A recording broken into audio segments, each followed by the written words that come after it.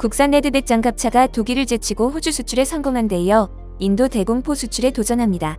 지난 3일 방산업계에 따르면 한화 에어로스페이스는 최근 인도 육군이 자료 요청서를 발표한 신형 자주대공포 미사일 체계 도입 사업에 비호복합으로 참가할 계획입니다. 이번 사업은 인도 육군이 노후화된 40mm 보포스 기관포 1360문과 구소련제 GSU 실카 자주대공포를 대체할 신형 자주대공포를 도입하는 내용인데요. 대공포는 항공기, 헬기, 드론, 순항 미사일 등 지상파 공격에 신속하게 대응하기 위한 근접 방공체계죠. 비호복합은 단거리 자주대공포 비호에 신궁지대공 미사일을 결합한 무기체계로 현재 우리 육군이 운용 중인 무기입니다. 인도는 지난 2013년 해당 사업의 입찰 제안을 공고했고 한화를 우선 협상 대상자로 선정했지만 최종 계약까지는 이르지 못했는데요. 인도 육군은 2013년 입찰 제안 공고 이후 기술평가 등을 거쳐 한화의 비호복합, 알마즈안테이의 개량형 퉁구스카, KBP 툴라의 판치르 미사일 체계를 대상으로 시험을 진행하게 됩니다.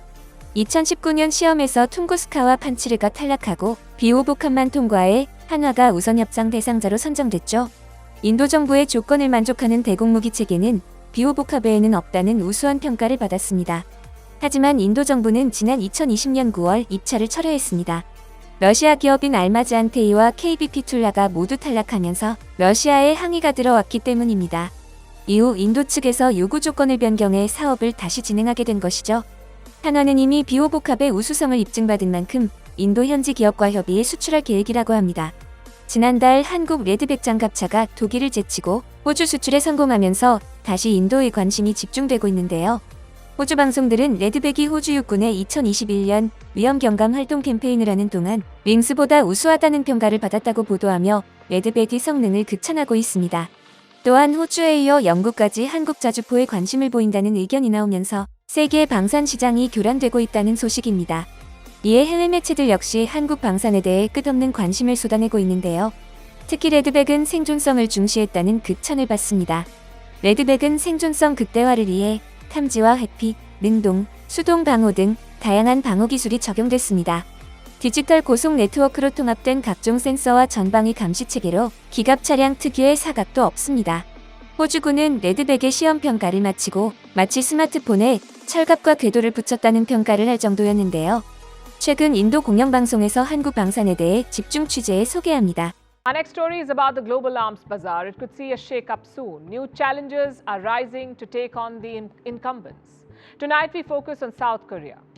South Korea wants to be a major arms dealer, and today it took one step closer to that goal. A South Korean firm has won a contract. The name of this company is Hanwha Aerospace. It has won a deal to build infantry fighting vehicles. And who is the buyer? The Australian Army. They will pay at least $3.4 billion for 129 infantry fighting vehicles. This is one of the largest projects in the history of the Army. The cost will be subject to detailed negotiations, but is expected to be between $5 and $7 billion. Now this is a big deal. It's been called a historic agreement, and I'll tell you why. It is for the first time that an Asian company has bagged a defense deal from Australia. Although Hanwha Aerospace is not a new player, it is South Korea's largest defense contractor. And this was not an easy bid to win. There was another formidable player in the mix, Germany's Rheinmetall. Again, a well-established player. The bidding went down to the wire. Australia's opposition personally endorsed Rheinmetall, the German company. But Canberra decided to go the other way. And they realized this might not sit well with Berlin. Rheinmetall said it was disappointed. An Australian minister tried to contain the damage. He said Australia will keep talking with Germany. Let me quote from what he said. We'll continue to engage with the government of Germany on that. We're very hopeful that will continue. And that may continue, but in this round, Berlin has lost to Seoul. A few years ago, this would have been hard to imagine. Australia choosing Asian weapons over Western hardware. But it's happening. This deal signals intent. South Korea wants to become a major arms supplier. In recent years, there have been a bunch of big deals. In 2021, Seoul's defense exports doubled from about $3.2 billion to close to $7 billion, 2021. Then 2022 was a banner year. Do you know how much business South Korea did? Last year, they earned more than $17 billion from weapons exports. So the sales doubled again. And let me say this, Seoul is not even selling weapons to Ukraine. South Korean weapons have their own market. How did this happen? How did South Korea take this lead in the global arms bazaar? Well, this is a story of self-reliance. South Korea began building up its defense industry in the 1970s. The decision was primarily driven by fear. Seoul was worried about the North. It wanted to keep its guard up against Pyongyang. It also did not want to depend on powers like the US all the time and beyond a point. So the government invested in defense sectors. Weapon makers were given generous loans and tax breaks. A new industrial policy was introduced. It encouraged development of sectors which promoted the concept of dual use, meaning technology that can be used for civilian purposes and for military. These were areas like steel making, shipbuilding, and electronics, dual use. All of them have military applications. And that's how South Korea built up its defense industry. Now they're making money off it. Korean K-2 tanks, Chunmoo rocket launchers, K-9 self-propelled howitzers, and the F-A-50 fighter aircraft are much sought after in the international market. And which countries are buying these weapons? The Philippines, Indonesia, Egypt, Saudi Arabia, Poland. Hanwha Aerospace, the company that just bagged the deal in Australia, is a giant. It is well known for its howitzers.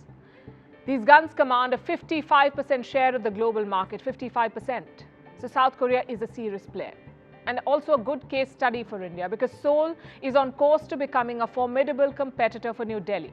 You see, India too is trying to ramp up its defense exports, and Korea presents a challenge. I'll give you an example. Earlier this year, Malaysia announced a deal. It decided to buy 18 South Korean fighter jets. The deal was worth $920 million. Guess who else was trying to bag it? India. New Delhi had made a pitch for the Tejas. These jets are made by the state-owned company HAL, Hindustan Aeronautics Limited. And India's pitch was quite attractive. Reports say, along with the jets, India also offered to set up a maintenance, repair and overhaul complex. They also offered aviation management courses. And they were ready to sign up to make some parts of the jet in Malaysia. All of it was on offer, but the Malaysians were not sold. To them, the Korean offer seemed better, and they took it. And to be honest, India still has a lot of catching up to do, but they must do it fast. You see, the global arms bazaar is opening up. There are more opportunities than before. And there is space for countries like India and South Korea. They provide effective weapons, comparable technology at competitive prices. But there is less time to fully capitalize on this opportunity. If India wants to compete seriously, it must watch out for the Koreans. 폴란드, 호주 등 유럽연합이나 나토 동맹국, 준나토국에 대한 우리나라의 방산 수출이 대대적으로 빨라질 것으로 전망됩니다. 우리나라는 그동안 독일제 방산 부품 수입과 해당 품목을 포함한 무기체계 수출 시 3개월여에 걸쳐 독일 정부의 엄격한 심사를 거쳐 수출 승인을 받아야 했습니다. 최근에는 우크라이나 전쟁으로 독일 정부에 신청한 뒤 승인이 12개월이나 지연되기도 했는데요. 이제는 EU 회원국이나 나토 동맹국과 같은 수준으로 사후 신고만 하는 것으로 대폭 간소화됩니다. 앞으로도 전 세계의 K방산 영향력을 이어가길 바라며 오늘 준비한 소식 마치겠습니다. 여러분의 소중한 의견을 남겨주세요. 바쁘시더라도 구독과 좋아요 부탁드립니다. 지금까지 단골이시였습니다. 시청해주셔서 감사합니다.